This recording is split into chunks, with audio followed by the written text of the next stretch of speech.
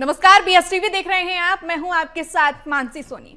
Iran, Israel और America के बीच जारी युद्ध से अंतर्राष्ट्रीय व्यापार पर बुरा प्रभाव पड़ रहा है, जिसके चलते दुनिया भर के शेयर बाजार प्रभावित हो रहे हैं। भारतीय शेयर बाजार की भी जोरदार उतार चढ़ाव के दौर से गुजर रहा है।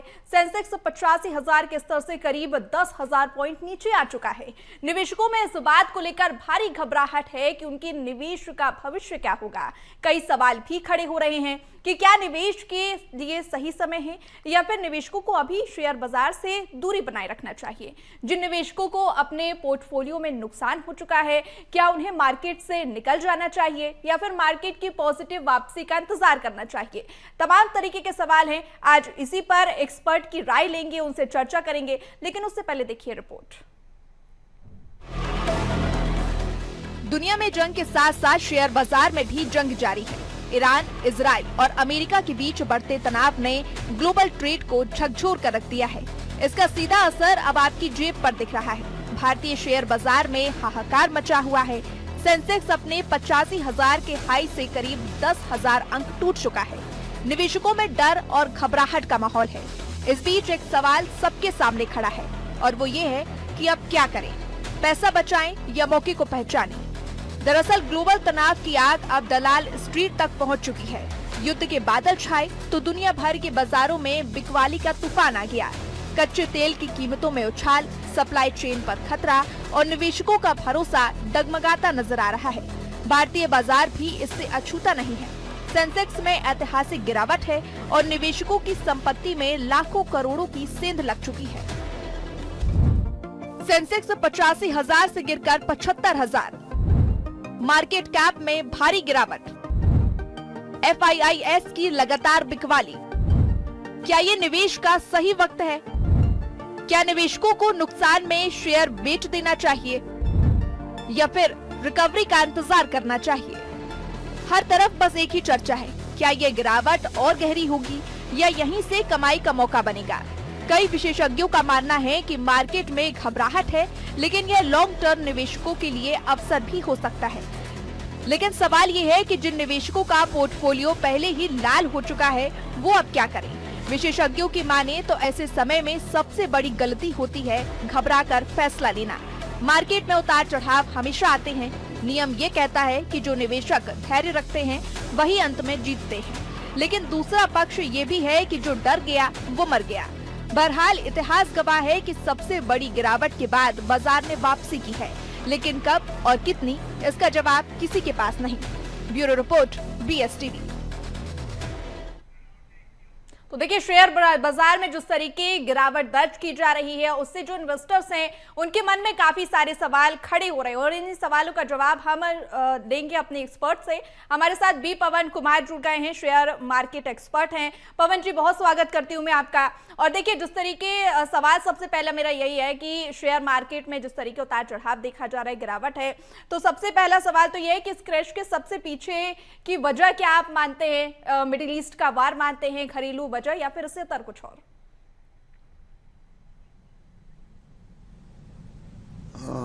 नमस्कार आप सभी को जी। हेलो जी जी। तो देखिए, वॉर इफेक्ट तो कर रहा है, वॉर इफेक्ट करता है, बट स्टेबल रहना, मार्केट में स्टेबल रहने का मैं सबको एक ही चीज को बोलता हूं कि मार्केट में अभी स्टेबल रहिए। मार्केट से आउट होना कोई बड़ी चीज नहीं है, बट हाँ, थोड़ा लॉन्ग टर्म के बारे में सोचे तो ये हमेशा फायदा रहा है।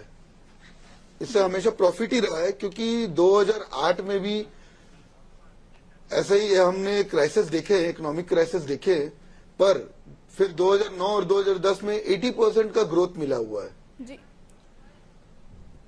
और यदि बात करे, पिछले 5 साल पहले भी हमने ऐसे की क्राइसिस देखा था, कोविड का क्राइसिस देखा था, जहां पर 23% मार्केट जो था गिरा था, 23% मार्केट गिरा था, बट उसके बाद जो रिटर्न मिला है वो 69% का रिटर्न मिला है मार्केट में। तो स्टेबल रहने का मैं सभी को एक ही चीज बोलता हूं कि स्टेबल रहिए। ये सब चीजें एक शॉर्ट टर्म के लिए चलता है, ये लॉन्ग टर्म नहीं है। और हम यदि मार्केट में स्टेबल रहेंगे तो आज हमारे भले पोर्टफोलियो लाल दिख रहा हो या नेगेटिव दिख रहा हो, बट लॉन्ग टर्म में ये प्रॉफिट डबल हो जाएगा। जी जी, लेकिन पवन जी देखिए, जब उसके बारे में रिसर्च हम करते हैं तो दो और वजह जो हैं वो सामने आती हैं। एक इंडिया वीआईएक्स में जोरदार उछाल एक वजह मानी जाती है, कई मीडिया रिपोर्ट्स में इसका जिक्र किया गया है, और दूसरा एचडीएफसी जो बैंक है उसके चेयरपर्सन जो हैं, पार्ट टाइम चेयरमैन, उनका इस्तीफा भी एक वजह माना जा रहा है, क्योंकि उससे शेयर्स टूटे हैं और 8% की गिरावट दर्ज की गई है। तो क्या इसके पीछे की यह भी वजह मान सकते हैं हम? देखिए मैम, 2008 में तो ऐसे में तो सत्यम जो बोला जाए तो आईटी में बहुत बड़ा क्राइसिस आया था। ऐसे क्राइसिस होते रहते हैं, ये छोटे छोटे चीजें हैं, इससे उतना इफेक्ट नहीं पड़ेगा जी। लेकिन क्या और रही बात एचडीएफसी के जो चेयरपर्सन है या तो उनके बोर्ड मेंबर्स में जो चेंजेस आए थे, ठीक है, ऐसे बोर्ड मेंबर चेंजेस होते रहते हैं, और हाँ अभी तक ऐसा कोई बैकलूप या बैकफॉल या किसी चीज की नेगेटिविटी नहीं आई है। वो बोर्ड मेंबर्स के चेंजेस हुए हैं या तो उनके बोर्ड मेंबर ने रिजाइन दिया है, ठीक है, कंपनीज में होते रहती है, कुछ ऊपर नीचे होते रहती है कंपनियों में जी। पर मैं बोलूं तो एचडीएफसी जो एक इकलौती ऐसी कंपनी है जिसकी बहुत लॉन्ग टर्म और फ्यूचरिस्टिक कंपनी है वो जी जी बिल्कुल। और एक सवाल यहाँ पर और खड़ा हो रहा है कि निवेशकों के मन में सबसे बड़ा सवाल ये भी है पवन जी कि आखिर उन्हें कहाँ इन्वेस्ट करना चाहिए, इन्वेस्ट करना भी चाहिए क्योंकि नहीं, क्योंकि जिस तरीके की गिरावट दर्ज की जा रही है, तमाम तरीके के सवाल खड़े हो रहे हैं। आपकी क्या उनको राय रहेगी? मैम, यदि कोई शॉर्ट टर्म में जाना चाहता है, मानसी जी, यदि कोई शॉर्ट टर्म में जाना चाहता है, यदि 2-3 साल के इन्वेस्टमेंट्स में देखना चाहता है, तो अभी के टाइम पे आप फिक्स इनकम्स में जा सकते हैं।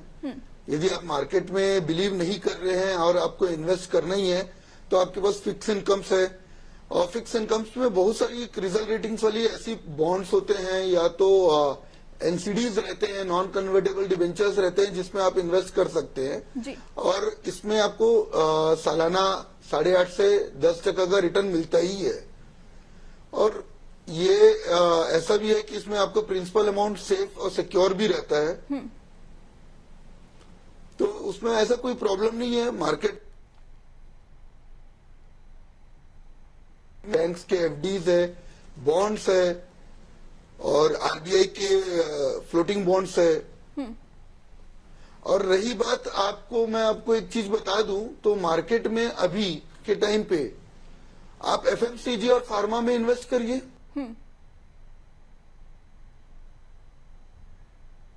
क्योंकि एफएमसीजी हर किसी को रेगुलर बेस में जरूरत पड़ता ही है जी।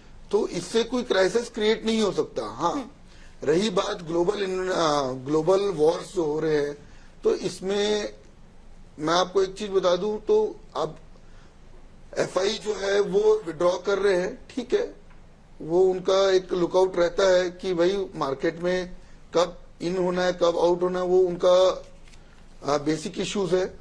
बट मैं तो बोलता हूं कि इंडियन मार्केट आज भी बहुत स्ट्रांग है। जी, आप बोल रहे हैं, ठीक है, करेक्शंस होते हैं मार्केट में, करेक्शंस होना कंपलसरी है, क्योंकि जब तक करेक्शंस नहीं होगा तो वो अपने लेवल को सेट नहीं कर सकता मार्केट। जी। आपने बोला 85,000 के नियर अबाउट सेंसेक्स ने टच किया था, ठीक है, ये करेक्शंस कंपलसरी है, और हर 3-4 साल में आप यदि पिछले 15 साल का रिपोर्ट देखेंगे तो हर 4-5 साल में मार्केट ने अपने आप को करेक्शन करता रहा। अब मैं आपको एक छोटा सा एग्जांपल दे देता हूं, जैसे 2008 में क्राइसिस आया, 2010 में 80% का ग्रोथ मिला, फिर 2012 में 9% का करेक्शन हुआ, माइनस गए मार्केट। 2011-12 में 9% का करेक्शन था, क्योंकि यूरो क्राइसिस आया था। फिर 2015-16 में भी सेम एक कंडीशन था, जहां पे मार्केट ने 10% का करेक्शन किया जी। फिर जैसे 2020 में 23% का करेक्शन किया, बट उसके बाद वो करेक्शन होने के बाद मार्केट ने एक हाई रिटर्न देना चालू किया जी। तो हो सकता है कि 2025 के बाद ये जो 2026 में ये जो करेक्शन हो रहा है, ये 2027-28 में एक अच्छा रिटर्न बनेगा। लेकिन पवन जी, सबसे ज्यादा सवाल, सबसे बड़ा सवाल जो इन्वेस्टर्स के मन में है वो यही है कि क्या अभी इन्वेस्ट करना चाहिए, और इन्वेस्ट करना चाहिए तो किस सेक्टर में करना चाहिए, क्योंकि जिस तरीके की गिरावट दर्ज हो रही है हर कोई घबरा रहा है। मैंने आपको बताया है कि आप यदि इन्वेस्टर्स घबराए हुए भी है तो घबराने की उसमें कोई बड़ी बात नहीं है। ये करेक्शन है, ये इसके बाद ये वापस आपको रिटर्न देगा जी। मार्केट। हम 1979 में हमारी सेंसेक्स चालू हुई थी, हमारी मार्केट चालू हुई थी, तब हम 100 पॉइंट से चालू हुआ था। आप ये देखिए कि पिछले कितने सालों में हमने कितना आगे ग्रोथ किया है। और रही बात इंडिया अब डेवलपिंग कंट्री है, और हम इसी ड्यूरेशन में आपको बता दूं तो हमारी डिफेंस भी बहुत स्ट्रांग हुई है, और हम एक्सपोर्ट करना चालू कर रहे हैं, इंपोर्ट एक्सपोर्ट भी करना चालू कर रहे हैं। हमारी डिफेंस, हमारी इंपोर्ट एक्सपोर्ट हो रही है। जो पहले हम परचेस करते थे अब हम सेल कर रहे हैं उस चीज का। तो हमारी डिफेंस में भी आप ट्रस्ट कर सकते हो, उसमें आप इन्वेस्ट कर सकते हो, आप फार्मा में इन्वेस्ट कर सकते हो। कोविड के टाइम हमारी फार्मा ने बहुत अच्छा काम किया है। बिल्कुल ठीक है पवन जी, आपके पास फिर लौटूंगी। हमारे साथ शशिकांत त्रिवेदी जी भी जुड़ गए हैं, आर्थिक विश्लेषक हैं। शशिकांत जी, बहुत स्वागत करती हूं मैं आपका BSTV में। और शशिकांत जी, सबसे पहला सवाल तो ये, क्योंकि मैं अभी पवन जी से डिस्कशन कर रही थी और शेयर मार्केट को लेकर तमाम तरीके के जो सवाल हैं, लोगों के मन में सवाल उठ रहे हैं, इन्वेस्ट करना चाहिए, नहीं करना चाहिए, और किस पे करना चाहिए, तमाम तरीके के सवाल यहाँ पर खड़े हो रहे हैं। आपसे थोड़ा मैं आपका पॉइंट ऑफ व्यू, आपका पर्सपेक्टिव समझना चाहूंगी कि किस तरीके लोगों को इन्वेस्ट करना चाहिए और अपने फाइनेंसेस किस तरीके मैनेज करने चाहिए। अच्छा, पहले तो मैं करेक्शन कर दूं, मैं पत्रकार हुआ, मैं जर्नलिस्ट है ना, इकोनॉमिक जर्नलिस्ट जी। तो क्या है कि अभी जो क्राइसिस है, दूसरी क्राइसिस आई थी, उनसे थोड़ी सी डिफरेंस अलग है। वो है अनप्रेडिक्टेबल सिनारियो। ऐसा है कि कब ये वार कब तक चलेगा कह नहीं सकते। हो सकता है कल बंद हो जाए, हो सकता है कि 8-10 साल चले। तो अभी कुछ कहा नहीं जा सकता। मतलब और दूसरी चीज है कि एनर्जी क्राइसिस है। एनर्जी क्राइसिस का मतलब है कि दुनिया में पेट्रोल, गैस और ऑयल का जो इशू आ रहा है, सप्लाई चेन डिस्टर्ब हो गया, तो ये सभी जगह गड़बड़ हुई है जी। अभी कितनी लंबी चलेगी, कहाँ तक चलेगी, इसका बॉटम लाइन अभी किसी को मालूम नहीं। बिल्कुल। तो जो 2008 का क्राइसिस था या कोविड क्राइसिस था, ये उस जैसा क्राइसिस नहीं, क्योंकि एनर्जी क्राइसिस उस समय नहीं थी, केवल लॉकडाउन वगैरह था। ये एनर्जी क्राइसिस क्या होता है, एनर्जी क्राइसिस आती है ना, तो सारी चीजों के प्राइस इन्फ्लेट होते हैं, तो जो इन्वेस्टर होता है उसके पास सरप्लस मनी नहीं बचता है जी। जो जिसकी आप बात कर रहे हैं आम आदमी की, वो किसी भी रेट पर, जैसे आप अभी सुन रहे होंगे कि गैस का सिलेंडर 2000 में मिल रहा है, 4000 में मिल रहा है, जितनी वो बातें हैं, तो वो पहले पैसा अपने खाने के लिए बचाएगा और इलाज के लिए बचाएगा, दो चीजों के लिए। उसके बाद अगर कुछ बचेगा तो फिर वो जो है खर्च करे। 1992 का जो गल्फ वॉर हुआ था, उसमें आपने पता नहीं देखी होंगी, पेट्रोल की बहुत लंबी लंबी लाइनें लगती थी। तहसीलदार एक पर्ची लिखता था, कार को 5 लीटर मिलता था और स्कूटर को 2 लीटर पेट्रोल मिलता था। बहुत मुश्किल से मिलता था। तो अगर इस तरह की क्राइसिस आती है तो चीजों के रेट, अब जो सिनारियो, इकोनॉमिक सिनारियो, उसमें लोग क्या करते हैं, होर्डिंग करने लगते हैं और जो है वो बन जाते हैं, क्लस्टर्स बन जाते हैं कि सप्लाई जो है वो रेस्ट्रिक्ट होने लगती है, तो चीजों के रेट बहुत ज्यादा बढ़ जाते हैं। तो फूड इन्फ्लेशन यदि बढ़ जाता है, अनएक्सपेक्टेड बढ़ जाता है, तो इस पर क्या है, गवर्नमेंट का, रेगुलेटर्स का उतना कंट्रोल रहता नहीं है।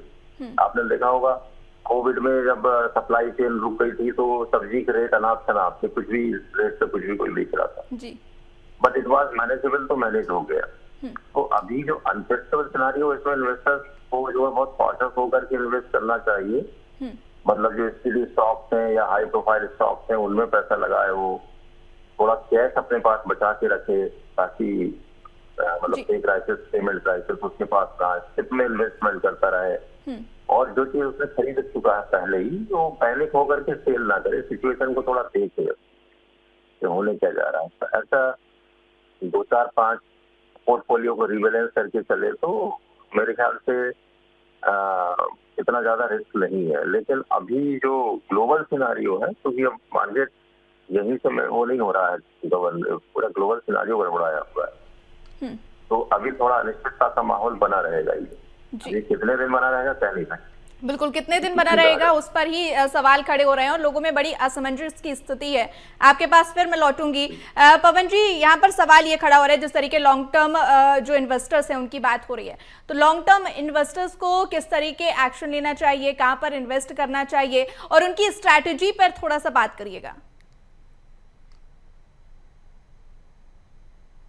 देखिए, पहली बात तो लॉन्ग टर्म इन्वेस्टर्स जो रहते हैं उनके पास पेशेंस लेवल्स रहता है और वो मार्केट को एनालाइज करके रखते हैं, ठीक है, तभी वो स्टेबल रहते हैं जी। ठीक है। और रही बात तो मैं बोलूं तो आपके पास जो पुरानी कंपनीज हो गए या तो जितने भी आपके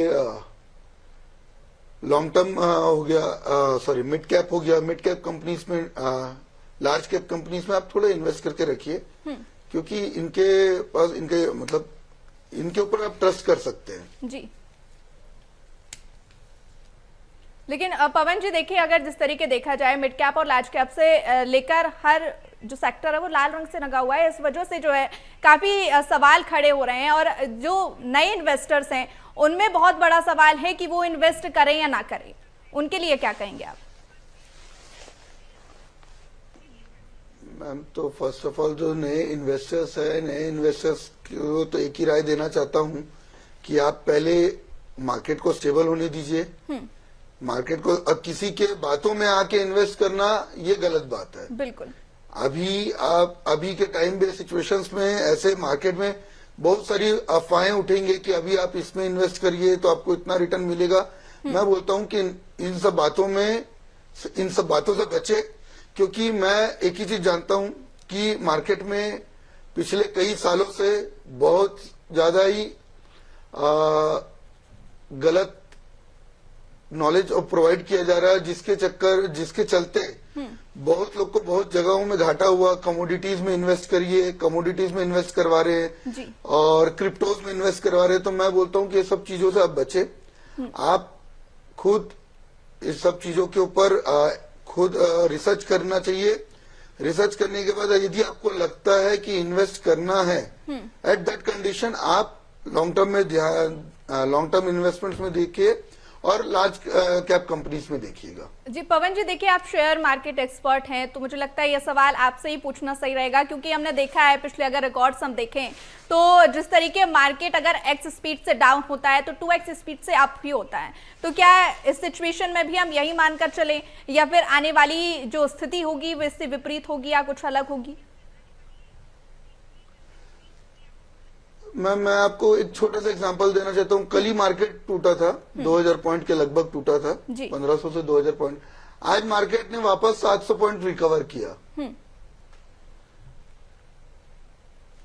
तो ऐसा नहीं है कि मार्केट स्टेबल नहीं हो रहा है, मार्केट स्टेबल हो रहा है, अपने आप को पुश कर रहा है, इन्वेस्टर्स आ रहे हैं कुछ, हाँ है, फॉरेन इन्वेस्टर्स मार्केट से बाहर भी हो रहे हैं, ऐसा नहीं है, बट इन्वेस्टर्स आज भी इंडियन मार्केट के ऊपर भरोसा कर रहे हैं। ठीक है पवन जी, आपके पास फिर लौटूंगी। शशिकांत जी हमारे साथ लगातार बने हुए हैं। शशिकांत जी, क्या आपकी सलाह रहेगी, क्या एडवाइस रहेगी जो न्यू इन्वेस्टर्स हैं, उन्हें इन्वेस्ट करना चाहिए या फिर अभी इंतजार करना चाहिए? देखिए, इन्वेस्टमेंट का एक सिंपल सा फंडा है, बहुत साधारण है कि जितना ज्यादा आप रिस्क लेंगे उतना ज्यादा रिटर्न है, या जितना ज्यादा कोई आपको रिटर्न बता रहा है उतना ही ज्यादा रिस्क है जी। तो आप अपने रिस्क को असेस कर लीजिए कि मैं कहाँ पैसा लगाऊं, कहाँ नहीं लगाऊं। आप जुआ खेलने जाते हैं तो वहाँ बहुत ज्यादा रिस्क है, क्योंकि बैंक में आप एफडी में रखते हैं, लो रिस्क है, रिटर्न जो है आपको उतना कम मिलता है। तो ये रिस्क और इसका सीधा सीधा गणित है कि आप जितनी ज्यादा जोखिम लेंगे उतना ज्यादा रिटर्न है आपको जी। लेकिन जोखिम नहीं उतना ही है ना। तो शेयर मार्केट इस समय केवल जोखिम भरा हो गया। जैसे अभी वो पवन जी ने कहा कि एफएमसीजी सेक्टर भी है, मतलब उनका कहना ये है कि जो हाई प्रोफाइल स्टॉक्स है उनमें आप लगा सकते हैं पैसा, आपको लेकिन असेस करना पड़ेगा। किसी की बातों में आके अगर आपने लगा दिया कि लाओ मैं आपके पैसे डबल करवाता हूँ, तो ऐसा कुछ जादू होता नहीं है जी। You have to assess the market first, situation first. पहले मार्केट को असेस कर लीजिए, एस्टेब्लिश हो जाने दीजिए, थोड़ा बॉटम लाइन पता चल जाने दीजिए कि अब मार्केट ऐसे चलेगा। ऐसा नहीं हो रहा कि सारी दुनिया की इकोनॉमी कोलैप्स हो जाएंगी और सारी बैंक बंद हो जाएंगी और शेयर मार्केट एकदम फिर से जहां से चला था 100 पॉइंट वहीं आ जाएगा। ऐसा भी नहीं होना है जी। लेकिन आपका किसी की आजकल क्या ना कई तरह की, जैसे उन्होंने कहा अभी ना समझ लीजिए कि बहुत सारे एडवाइजर खड़े हो गए हैं, तो अगर के हर किसी की बातों में आकर के अगर आपने अपना पैसा डुबा दिया तो फिर उसमें तो कोई कुछ नहीं कर सकता, उसमें युद्ध का कोई लेना देना नहीं है, तो आपका अपना डिसीजन। जी बिल्कुल तो बिल्कुल। इन्वेस्टर को पहले देखना चाहिए कि वो सलाह सही जगह से ले, सही व्यक्ति से ले, एक्सपीरियंस से ले, मार्केट को थोड़ा स्टेबलाइज होने दे, जो पॉलिटिकल सिचुएशन को असेस करे, पढ़े समझे। और खाने की चीजें तो जैसे उन्होंने कहा ना पवन जी ने कि FMCG तो कभी ऐसे बंद होने वाला है नहीं, और तो स्टॉक बहुत सारे हैं जिनमें पैसा लगाया जा सकता है, मगर उनमें भी उसको चूज करना पड़ेगा कि कहाँ से वो कौन से स्टॉक में से पैसा लगा, तो उसके लिए अच्छा एडवाइजर चाहिए जो उसको बताए। बिल्कुल, तो कह सकते हैं कि जो लोग घबराए हुए हैं या डिसीजन नहीं ले पा रहे हैं, तो या तो आप अच्छे सलाहकार से सलाह लें या फिर आप अपने बुद्धि विवेक से काम करें, अगर इन शॉर्ट हम बात करें। लेकिन यहाँ पर शशिकांत जी सवाल एक और ये भी खड़ा होता है कि किस सेक्टर में या किस कंपनी में इन्वेस्ट करना ज्यादा बेनिफिशियल रहेगा। का तो हम नाम नहीं लेंगे कि इस कंपनी में आप पैसा लगा दीजिए, इट इज वेरी रॉन्ग और अनएथिकल, कोई भी नहीं कहेगा जब तक कि वो बहुत पर्सनल एडवाइजर ना हो। But there are certain sectors जिनमें आप पैसा लगा सकते हैं जो हाई प्रोफाइल है, स्टेबल है, जो ऐसी कंपनियां हैं जिनके मतलब मल्टीनेशनल्स हैं जिनके स्टॉक स्टेबल रहते हैं या अचानक से नहीं बढ़ते हैं, अचानक से नहीं गिरते हैं, स्टीडी ग्रोथ रहती है जिनमें, या स्टीडी डिक्लाइन होता है, अचानक से नहीं गिरता है। ऐसे आप फार्मा हो गया, FMCG होगा, इनमें आप जहाँ कैश फ्लो और लो डेट है वहां पर आप पैसा लगा सकते हैं। तो ऐसे हैं कई सारे सेक्टर और मार्केट में बहुत एडवाइजर्स हैं जो आपको सही सलाह देंगे, but you have to choose that.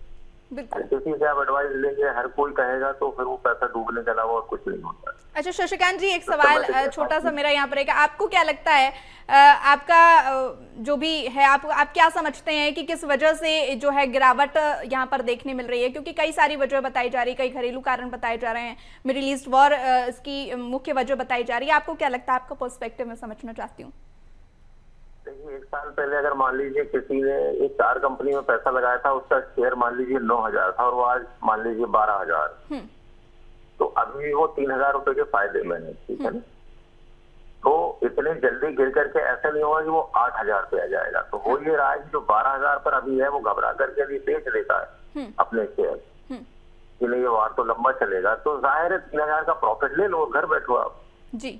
जब बाजार स्टेबल हो जाए तो वापस आ जाओ, ठीक है ना जी। तो बाजार इस बिकवाली इसमें गिरता है। और दूसरा FIIs विड्रॉ कर रहे हैं कि यहाँ से पैसा निकालो अपना, वो ऐसे जब मार्केट में जाते हैं जहाँ पैसा होता है, जहाँ रिटर्न होता है, गिरते मार्केट से पैसा बाहर निकाल लेते हैं वो लोग जिनको एक एक पैसे की वैल्यू होती है और जिनको समझ होती है कि हमें यहाँ नहीं, हमको कीनिया के मार्केट में लगाना है, कहीं और लगाना है, रियल एस्टेट में लगाना है, गोल्ड खरीदना, तो वो पैसा जब विड्रॉ करने लगते हैं तो मार्केट गिरने लगता है। Very simple.